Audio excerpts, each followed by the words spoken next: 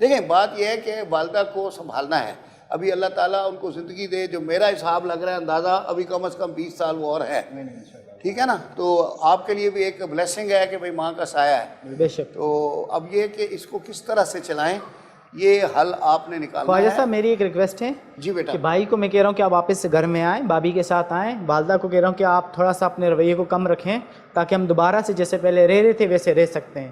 اچھا سنو, آپ اب جس گھر میں رہ رہے ہیں کیا وہ زیادہ بڑا ہے؟ بڑا ہے صحیح, مطلب اتنا ہے کہ ہو جاتا ہے گزارا. یہ مجھے بڑی اچھی لگی بات. اگر آپ نے رینٹ پہ لیا ہے یا اپنا لے لیا ہے؟ اب ہمارا تو اپنا ہی ہے ابھی. اچھا وہ آپ نے اپنا لے لیا, پھر تو ٹھیک ہے, ان کا تو مسئلہ حل ہو گیا. مطلب میں یہ چاہ رہا ہوں کہ اب جیسے والدہ کو بھلے ایک گھر کوئی مل جائے, جو اماؤنٹ ہے, جو تھوڑا پیسہ ان کو مل جائے, وہ اپنا ایک گھر لے لیں, فلیٹ لے لیں اپنا.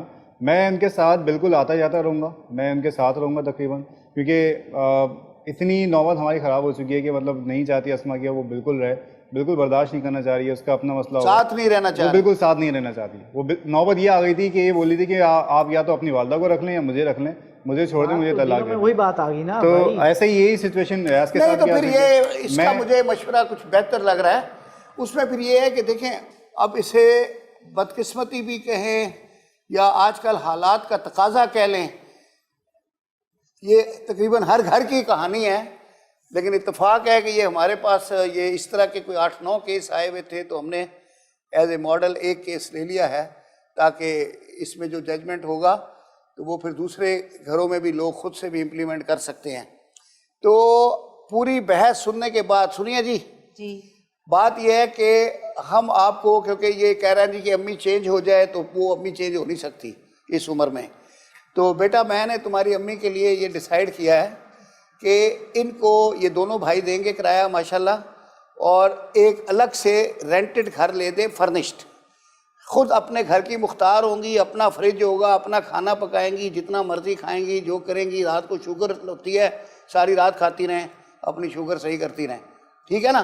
کیونکہ اب یہ جہاں جائیں گی پھر وہاں ان کو بھی پرابلم ہوگی, ان کو بھی پرابلم ہوگی, اب سب کو الگ الگ رہنے کی عادت ہو گئی ہے, ٹھیک ہے. تو بھائی یہ طے ہوا ہے کہ آپ لوگ آپس میں کنٹریبیوٹ کر لیں ود ان یور بجٹ, اور اپنے گھر کے نزدیک ایک 1 روم اپارٹمنٹ کوئی لے لیں, اور آپ امی کو ٹوٹلی لک آفٹر کرتے رہیں.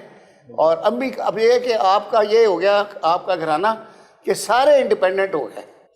آپ بھی انڈیپینڈنٹ ہیں, اپنے بچے پالیں, انجوائے کریں. آپ بھی انڈیپینڈنٹ ہو گئے, اپنے بچے پالیں, صرف آپ کو کنٹریبیوٹ کرنا ہے. کیوں اسما, آپ منظور ہے یہ بات, صحیح ہے؟ جی. انیلا صحیح ہے؟ منظور ہے. آپ بیٹا ٹھیک ہے. تو بس بہن آپ بھی پھر آپ اس کو یہی فیصلہ سمجھیں. آپ کے بچے آپ کے لیے, آپ بھی اسی پہ خوش ہے نا, آپ کسی بہو کے ساتھ تو نہیں رہنا چاہ رہی, رہ بھی نہیں سکتی, نہیں رہ سکتی ہے نا. آپ نے ساری عمر حکمرانی کی ہے, تو اب آپ بہو کسی کے انڈر رہ نہیں سکتی. تو میرا فیصلہ یہ ہے کہ آپ بھی انڈیپینڈنٹ رہیں, یہ بچے آپ کا خرچہ دیں گے, اور مکان کا کرایہ, بجلی کا بل, جو بھی ضروریات ہوتی ہیں وہ یہ پورا کریں گے, اور بس پھر یہی ٹھیک ہے. بالکل یہ ٹھیک ہے. بس یہ بس یہ آج کا پھر یہی فیصلہ ہے کہ والدہ صاحبہ الگ رہیں گی, اور بچے ان کا خرچہ دیں گے, اور وہ گھر رینٹڈ ہوگا, کیونکہ ظاہر ہے وہ بچے سیلری نہیں خرید تو سکتے نہیں.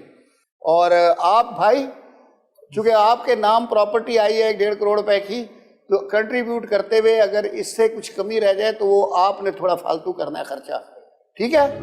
عدالت برخاست.